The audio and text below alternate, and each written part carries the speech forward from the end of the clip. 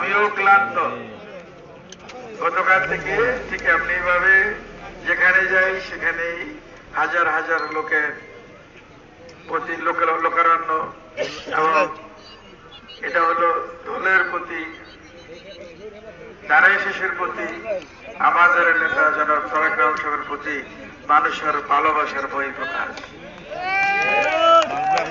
বিসমিল্লাহির রহমানির রহিম।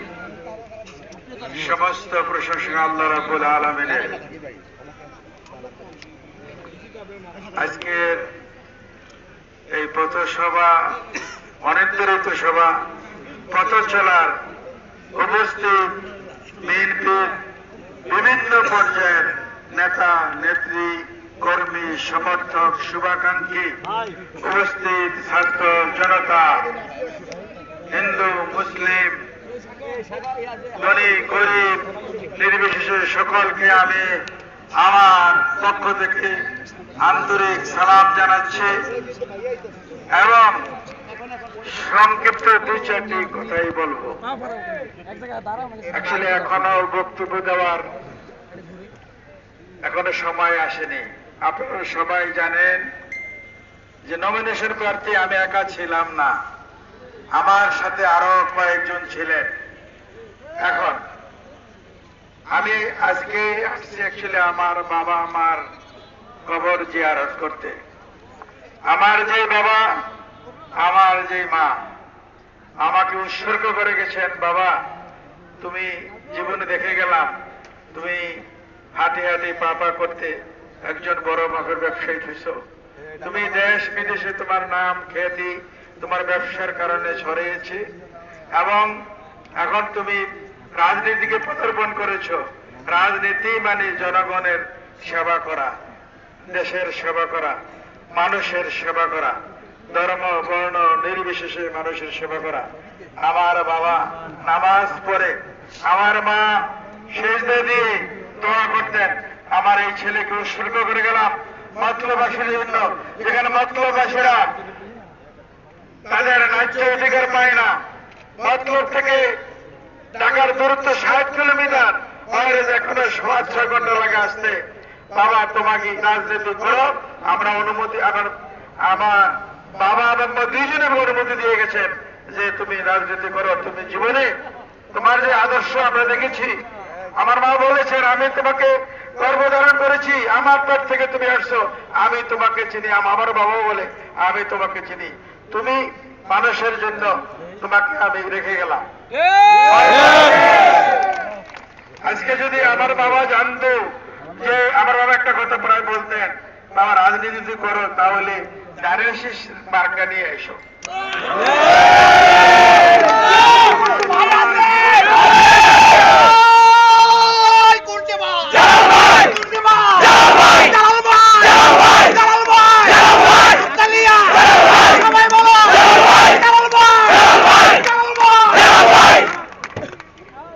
আমার বাবা জীবদ্দশায় দেখে যেতে পারে নাই যে আমি ধানের শীষের মার্কা নিয়ে দুইবার নমদেশে মতলবের জনগণের সামনে আসছি। আমার বাবা দেখে যেতে পারেনি। আমি বিশ্বাস করি আমার বাবা মার আত্মা এখানে বিচরণ করতেছেন এবং দেখতেছেন আপনাদের ভালোবাসা। আমি আমার বাবা যে মা যে দোয়া করে গেছেন, আমি ইনশাল্লাহ আপনাদের কথা দিতে পারি একটা, যে আপনারা যদি আমাকে নির্বাচিত করে সংসদে পাঠান, মতলবের যে কাজ অতীতে হয় নাই, মতলবের মানুষের কথা, মতলবের প্রাণের কথা, মানুষের মতলবের অভাব অভিযোগ আমার জানা আছে। সুতরাং আমি সেইগুলি ইনশাআল্লাহ ইনশাআল্লাহ আমি বলতে পারি করতে পারবো। আমি তো এই জেলার লুধুয়া থেকে হাইটা এই মতলব কলেজে আসছি, আবার বিকাল 5টায় কলেজ শেষ হলে হাইটা আবার লুধুয়া গেছি। এখন কিন্তু মতলবের অনেক উন্নয়ন দেখছেন, কিন্তু আরেকটা উন্নয়ন করলে মতলবের ঘরে ঘরে প্রতিটা লোক তার উন্নয়নটা ভোগ করতে পারবে। সেটা আর কিছুই না, মানুষের থেকে একটা রাস্তা আপনার যদি বাবুরের সংযোজন করে দেওয়া যায়, দেখবেন এটা হবে চিটাগাং ঢাকা মতলব হয়ে একটা মহাসড়ক।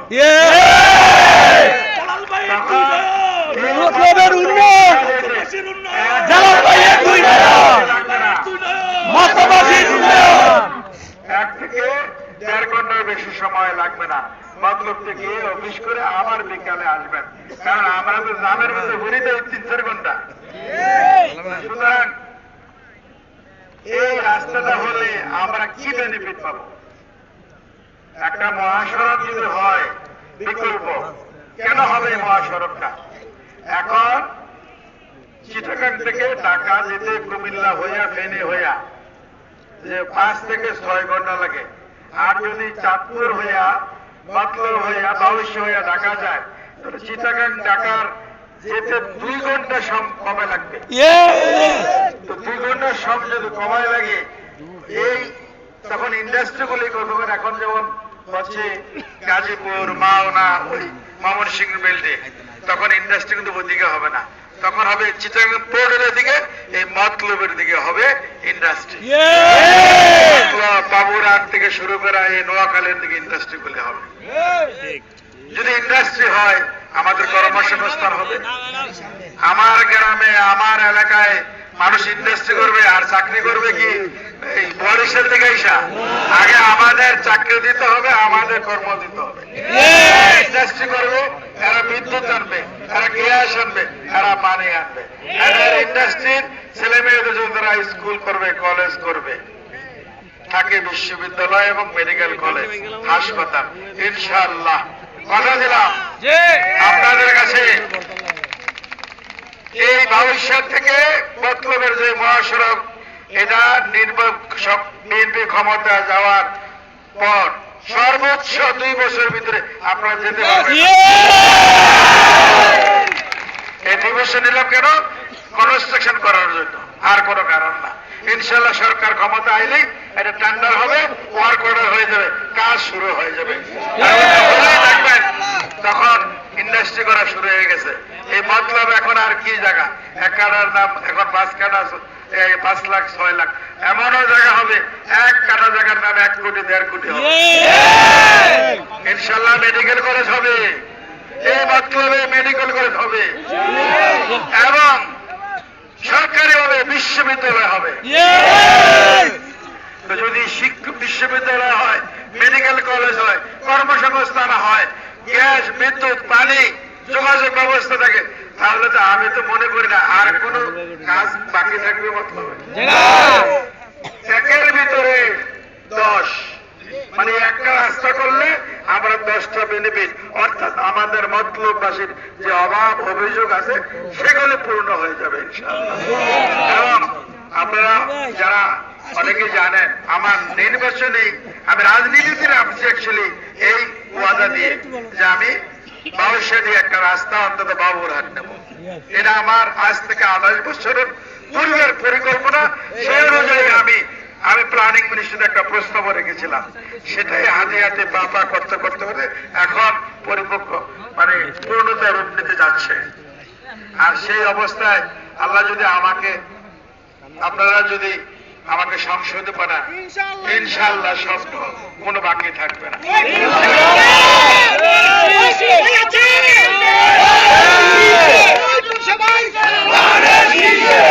এখন স্লোগান নিয়ে না, আমি সেই ফজরপুরে এই পর্যন্ত কিছু খাই নাই, পানি আর ছাড়া। এখন পর্যন্ত আমি আসলে আজকে খুব বক্তব্য দিতে চাচ্ছি না, দেব না। আপনাদের এই যে উচ্ছ্বাস, আমি যেখানেই যাই, সিরাজগড় ব্রিজ থেকে যখন শুরু করি রাস্তার চতুর্দিক দিয়া, এখানে মেয়র সাহেব ছিলেন, এরা সবাই ছিলেন, দেখছেন রাস্তার পাশে হাজার হাজার মহিলারা দাঁড়ায় দাঁড়ায় অভিবাদন জানাইত। তার মানে দল তারেক রহমান সাহেব যাকে নমিনেশন দিছে, উপযুক্ত লোককে দিছে।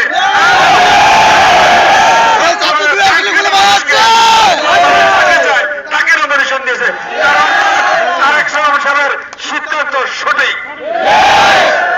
আমি আমার মতলববাসীর পক্ষ থেকে ছাত্র জনতা, যুব যুবতী, কিশোর কিশোরী, বৃদ্ধ, আবাল বনিতা, হিন্দু মুসলিম সকলের পক্ষ থেকে আমি ধন্যবাদ জানাই আমাদের নেতা জনাব তারেক রহমান সাহেবকে।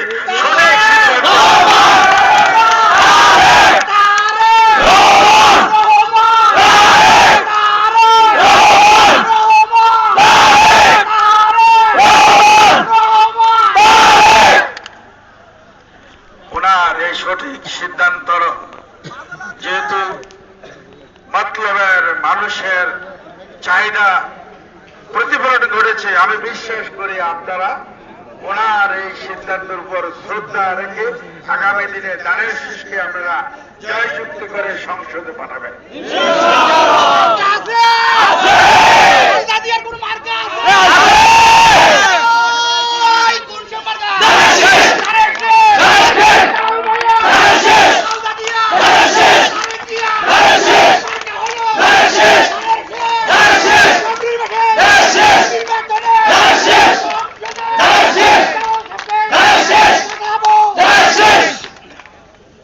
দানের শীষ কি? এটা হলো জনগণের মার্কা, জনগণের জনগণের মনের প্রাণের স্পন্দন দানের শীষ।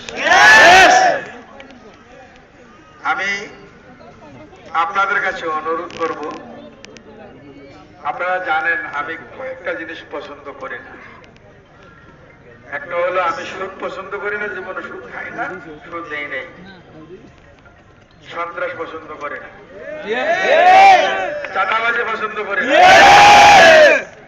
দখলদারিত্ব পছন্দ করি না, ইয়াবাখোর নেশাখোর পছন্দ করি না। কেউ যদি করে আমার মনে হয় এটাই ইবলিশের বড় ভাই। সুতরাং আপনারা যদি সত্যি দানের শীষ আপনাদের মনের প্রাণের মার্কা হয়ে থাকে, তাহলে যারা এই অভ্যাসগুলি আছে হয়তো ছেড়ে দেন, তাহলে মতলবে আসন ছেড়ে দেন। আমি কিন্তু এদেরকে ছাড়বো না। আপনি বানান না বানান, ডাজ নট ম্যাটার, একসাথে কম্প্রোমাইজ না।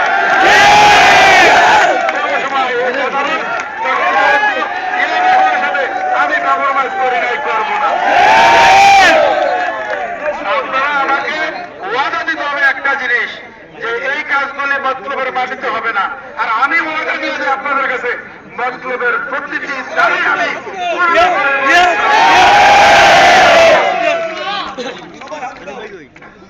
ভোট দেব কিসে? দানের শীষে। ভোট দেব কিসে? দানের শীষে। সাদাবাজদের চিনে নাও, এই দাবিতে খবর দাও। সুতরাং এই দখলদারিত্ব, সাদাবাজ, ইয়াবাখোরদের ব্যাপারে আপনারাও সজাগ থাকবেন। কারণ যারা খায়, যারা ব্যবসা করে, এরা আপনারই ভাই, বেড়াদর, প্রতিবেশী। তাহলে এরা কিন্তু স্থান পায় না সমাজে, পাবেও না। আমার আরেকটা অনুরোধ আপনাদের কাছে আছে, আমার সাথে মনোনয়ন প্রত্যাশী ছিল আরো কয়েকজন। এখন আপনারা নমিনেশন পেয়েছেন, আপনাদের প্রার্থী পেয়েছেন, যারা পায় নাই তাদের সাথে আপনারা এমন ব্যবহার করবেন যাতে তারা কোন অবস্থাতে মনে কষ্ট না পায়। ঘরের সংসার যদি বড় হয়, নিজেকে বাইরের ভিতরে একটা গ্রুপ থাকতেই পারে, থাকে না? তার মানে এই অর্থ না যে এরা এই সংসারের লোক না। আমরা সবাই দানের শীষ লোক। আমাদের নেতা জনাব তারেক রহমান, বেগম খালেদা জিয়া। সুতরাং যাদের একটু হয়তো পছন্দ অপছন্দ থাকতেই পারে, হয়তো আমার সেই গুণ নাই, কোয়ালিটি নাই, সবার মন চলে চলতে পারবো। তবে আমি কথা দিচ্ছি আপনাদের কাছে, যারা আমাকে একটু কম পছন্দ করেন, আমি আপনাদের পায়ে হাত রেখে বলতে চাই, আমি আমার ভালোবাসা আমি আপনাদেরকে আমার বুকে টেনে নেব। আগামী দিনে এই তো ভাষণটাকে আমরা আমাদের নেতা তারেক রহমান সাহেবকে উপহার দেব। বিপ্লবের মাটি, জালালবাগের মাটি, বিপ্লবের মাটি, ধানের শীষের মাটি, বিপ্লবের মাটি, ধানের শীষের মাটি। আমরা যদি এই দলটা উপহার দিতে পারি, তাহলে আমাদের নেতা তারেক রহমান সাহেব সরকার গঠন করতে পারবেন, উনি রাষ্ট্রপ্রধান হতে পারবেন। তাহলে আমাদের সকলের আশা আকাঙ্ক্ষা পূর্ণ হবে। শুধু আমাকে পাঠাইলে লাভ হবে না, আমাদের আমাদেরকে লক্ষ্য থাকতে হবে, ডানের শীষ সরকার গঠন করে সেই লক্ষ্যে যেখানে যে অবস্থায় আসেন আপনাদেরকে কাজ করতে হবে। এখানে আরেকটা জিনিস আমাকে বলতে হচ্ছে, আমার যে হিন্দু সম্প্রদায় ভাই বোনেরা আছে এদের প্রতি আমি 5 তারিখের পরে আইসা আমি এই মতলবের আনাচে কানাচে আমি মিটিং করে আমি ঘোষণা দিয়েছিলাম হিন্দু ভাইদের উপর কোন ধরনের অত্যাচার না হয়। তারপরেও যে কিছু গুঞ্জন আমার মাঝে আসে নাই তারা, আমি তখন কিছু করতে পারি নাই। কিন্তু এখন যদি কোনো হিন্দু ভাই বোনদের উপরে কোন ধরনের আঘাত আসে আমি বরদাস্ত করব না। এটা আমি সাবধান হয়ে যান, আপনারা যারা এইভাবে কিছু কাজ করার অতীতে চিন্তা ভাবনা করেছেন এই চিন্তা মাথাতে ধরে ফেলেন। হিন্দু সম্প্রদায় এরা আমাদের ভাই, এরা আমাদের বোন, এরা মতলববাসী, এরা বাংলাদেশি। আর আমার যতটুকু অধিকার আছে অন্য সম্প্রদায়ের ঠিক এমনি সমপরিমাণ অধিকার আছে। আমাদের ধর্মে তো ক্লিয়ার উল্লেখ আছে,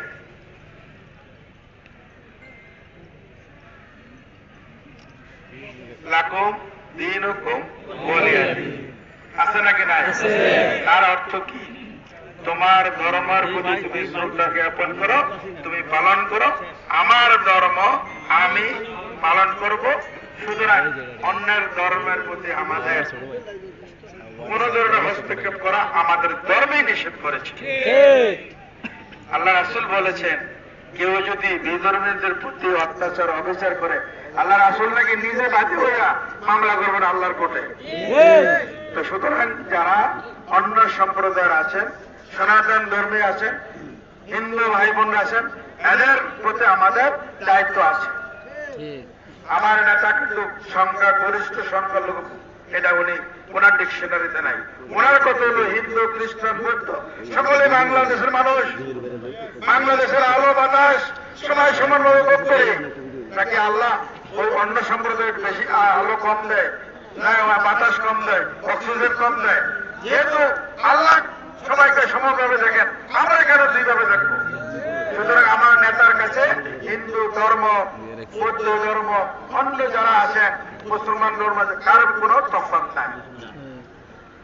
আমি সারা বাংলাদেশ তো আমি আমার লিডারের মেসেজটা দিয়ে গেলাম হিন্দু সম্প্রদায়ের ভাই বোনদেরকে, আপনারা কোনোভাবেই তাদেরকে বিরক্ত কোন ধরনের ভাবে ইয়ে করতে পারবেন না। আপনারা সবাই তাদের প্রতি আমাদের হক আদায় করবেন।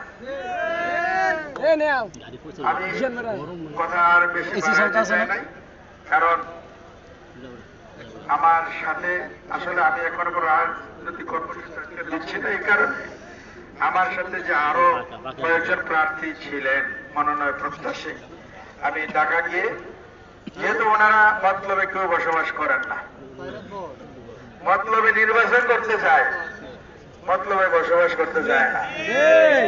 সুতরাং যদি থাকতো আপনাদের নিয়ে ওনাদের বাড়িতে বাড়িতে যেতাম, গিয়ে বলতাম ভাই এই দল আপনার আমার সকলের, আপনার নেতা আমার নেতা একই নেতা, আসেন আমরা সবাই মিলেমিশে দলটাকে আমরা এই আসনটাকে উপহার দেওয়ার জন্য সবাই এক মঞ্চে দাঁড়িয়ে কাজ করি।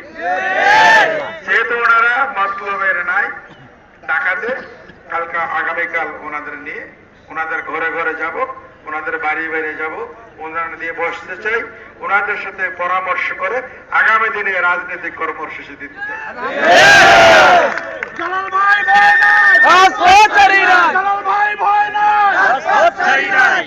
ভাই স্লোগান দিলে আমার পেটে কিন্তু খিদা। আমি কিন্তু এর আগেও বলেছি আপনাদের এখানেও আমি অনেক কয়েকটা জনসভা করেছি, পথসভা করেছি। আমার কথা ছিল একটা, তখন বলছি আপনারা ডানের শীষকে শক্তিশালী করেন, তারেক রহমান হাতকে শক্তিশালী করেন। আমি যারা কথা দিয়ে যাচ্ছি যদি নমিনেশন আমি না পাই, আপনারা কেউ পান, আমি আপনাদের পক্ষ হইয়া কাজ করব, শুধু কাজই করব না, প্রয়োজনে যা যা করে তখন আমি করব। কিন্তু এখন মনোনয়ন দল আমাদের নেতা মতলবের মানুষের জরিপ করে দেখেছে কাকে দিলে সংসদে মানুষ ভোট দেওয়া তাকে সংসদে পাঠাবে, এবং যে মানুষের মনের বাসনা কামনা পরীক্ষা নিরীক্ষা করে হয়তো আমাকে দেখছে, সেইভাবে ওনার মনোনয়নটা দিয়েছে। তাই বলে আমি বলবো, আসেন আমরা অতীতে যা হয়েছে এগুলো ভুলে গিয়ে এই দলটাকে এক প্ল্যাটফর্মে দাঁড়িয়ে আমরা মতলবের জনগণকে সাথে নিয়ে এই আসনটা আমরা দলকে উপহার দিই। কর্মসূচি আমি আজকে দিচ্ছি না, আমি আগামীকাল আপনাদের এই উত্তর দক্ষিণের নেতৃস্থানীয় লোক নিয়ে বসবো এবং তাদের পরামর্শ অনুযায়ী আগামী দিনের কর্মসূচি হবে ইনশাআল্লাহ। আপনাদের এখানে মেয়র সাহেব আছেন, বাদল সাহেব, এখানে সদস্য সোহেব সরকার আছেন, ওনারা গেছেন, ওনাদের কাছে গিয়েছিলেন। আমি 10 সদস্য কমিটি আগেই করে দিয়েছিলাম নমিনেশন ডিক্লেয়ারের আগে। আপনারা সবাই ওনাদেরকে বসে, আমি ডিনারের দাওয়াত দিছি, লাঞ্চের দাওয়াত দিছি। আমি বলছি আমার বাড়িতে আসতে যদি সমস্যা হয়, কারণ মানসিক ভাবে কোনো ইয়ে থাকে, আমি ওনারা যেখানে দাওয়াত দেয় আমি সেখানে যাব। সেইভাবে সারা পাই নাই। আমি বিশ্বাস করি আসলে পরীক্ষার আগে সকলে তো চায় পরীক্ষা দেওয়ার পরে আমি ফার্স্ট ডিভিশনটা পাবো।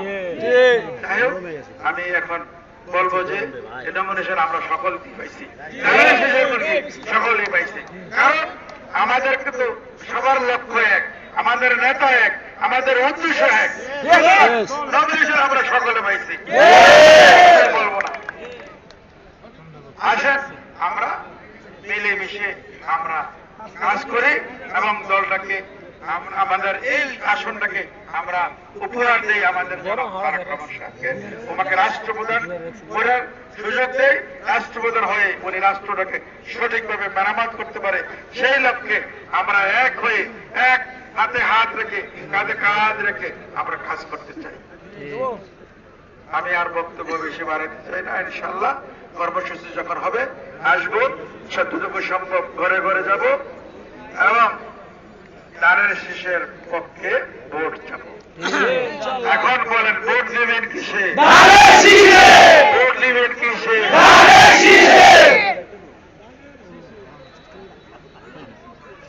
আপনার আমার মার্কা কি? আমাদের নেতা জনাব তারেক রহমানের মার্কা কি? সুতরাং আমাদের নেত্রী বেগম খালেদা জিয়ার মার্কা কি? মতলবের মার্কা কি? শ্রমিকের মার্কা কি? কৃষকের মার্কা কি? সরকারি কর্মকর্তার মার্কা কি? গরিবের মার্কা কি? ধনীর মার্কা কি? সকলের মার্কা ধানের শেষ। ধানের শীষের আগামী দিনে আপনারা হিন্দু, বৌদ্ধ, খ্রিস্টান সকলের মার্কা হলো সুতরাং এই ধানের শীষকে আমরা বিজয় করার লক্ষ্যে আমরা সকলে যার যার অবস্থান থেকে আমরা কাজ করার অঙ্গীকার করি এবং আশা ব্যক্ত করি আপনারা কাজ করবেন এবং এই ধানের শীষকে বিজয় করবেন, এই আশা প্রত্যাশা করে আপনারা কষ্ট করে দূর দূরান্ত থেকে আসছেন। সকলকে আমি আমার অন্তরের অন্তঃস্থল থেকে আমার নেতা জনাব তারেক রহমান সাহেবের পক্ষ থেকে সকলকে ধন্যবাদ জানাচ্ছি। সকলকে আমার আন্তরিক ধন্যবাদ সালাম জানিয়ে আমি আমার বক্তব্য এখানে শেষ করছি। বাংলাদেশ জিন্দাবাদ, আমাদের নেতা জনাব তারেক রহমান জিন্দাবাদ।